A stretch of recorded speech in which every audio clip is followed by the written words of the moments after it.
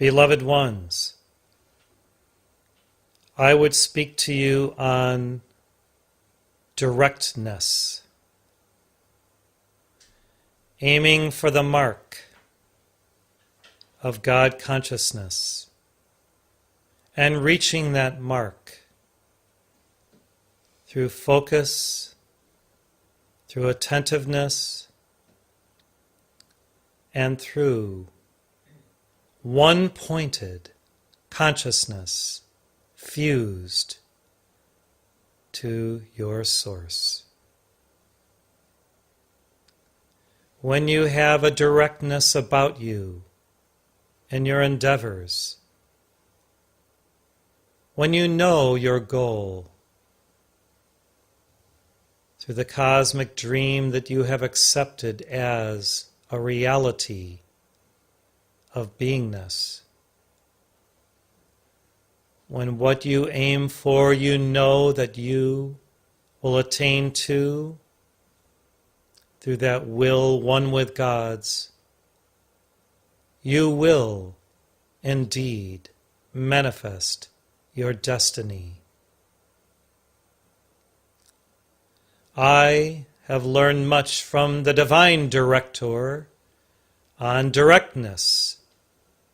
For just as he is Saint Germain's Guru, so he is mine.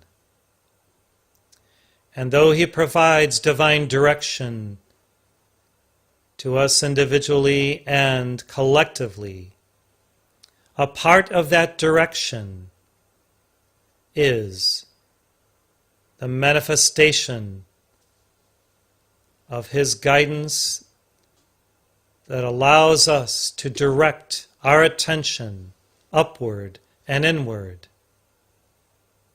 to the source of our focus, God. When there is a directness in your approach to life, then you will be self-directed from on high through your own higher mentors of the Spirit, your divine guides, your holy teachers. Yet each of these always directs you within, blessed ones, to receive through intuition what you require every moment to be victorious on your path.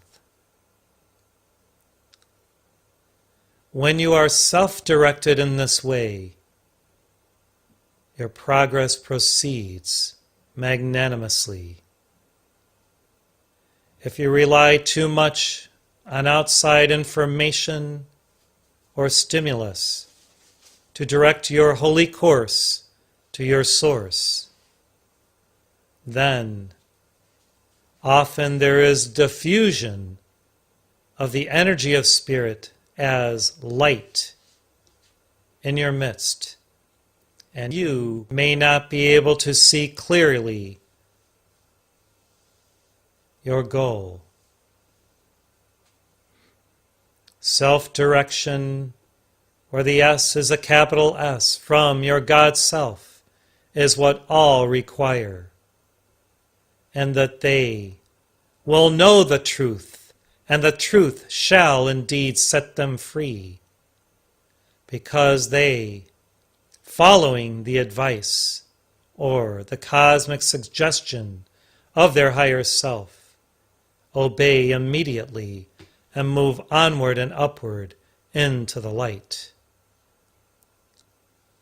Often we avoid giving guidance to those who have not learned the art of divine obedience by listening to their conscience, and then, through obeisance to that inner voice, following that guidance.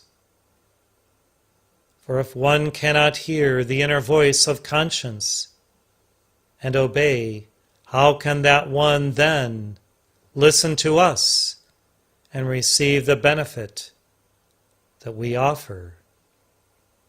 It must first arise from within And then when that one has made definite and sustained progress on the path through this self-directed life, we appear, for the student is ready for the new and higher initiations and for the greater glory that God provides to those who love Him and who are observant of all things.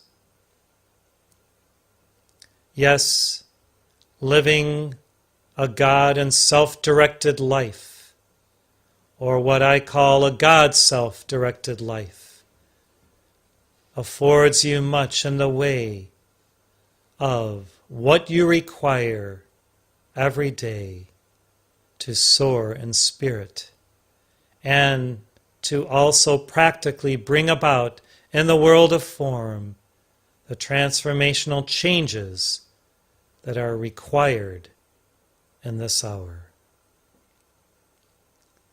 A directness in your approach affords you a cosmic stream of light that flows from your higher self through your crystal cord, through your mind, and into your heart, that impels you forward, marching on to victory. The intrepid ones are often very forward in their approach, very direct in how they see things and respond to events. Often we, the Blue Ray Masters, are called direct in our approach, and it is true. Why?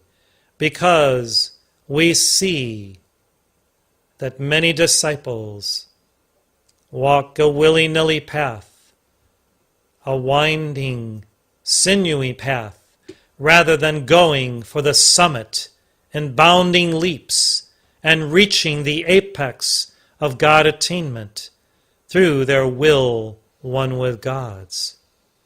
Therefore we remind them of their mission, their purpose, their very life calling. And if you can say, dearest ones, that you have been true to that mission and that calling every day of your life, then you are walking in the light of your presence, sure in the knowingness of your spiritual, adventurous journey to the summit. And you will have every resource as you require it. You will have every aid exactly when it is needed on your path.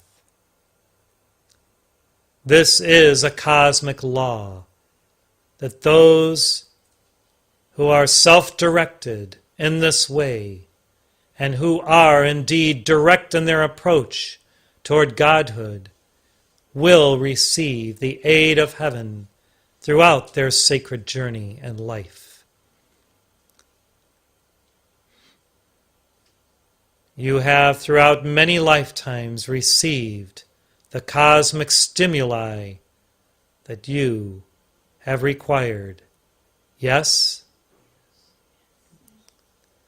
And this day, I, El Morya, offer each of you a blue lotus, if you will receive it in the palms of your hands outstretched, now from an angel of God's will.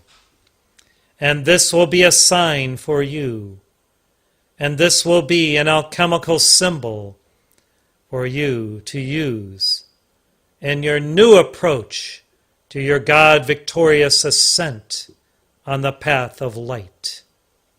What does this lotus represent, you may ask? Well, this is for you to discern through meditation. You may consider the nature of your chakras, the nature of oneness, the nature of the blue ray of God's will within this simple and yet powerful symbol. And when you use it to be direct again and again, I can assure you that I will be there, emanating my light through this talismanic, magical engram of light. For, dearest ones, being about my Father's business, I am also about being about you being about your Father's business, you see. And therefore, when you enter into that business of light, our partnership will be dynamic. Our collaboration will be magnetic. And there shall be much to learn, to absorb, and to distill within for the victory of that blue fire light in your midst. When you speak, be direct, dearest ones. And yet, in that directness, be kind, understanding, and virtuous. This is the way of Himalaya. So direct and yet so amiable to the human in the process of becoming the divine. Now breathe in the aroma of the blue lotus. Absorb it within each of your chakras and within your soul, and be refreshed in the new light of God in your midst. I thank you.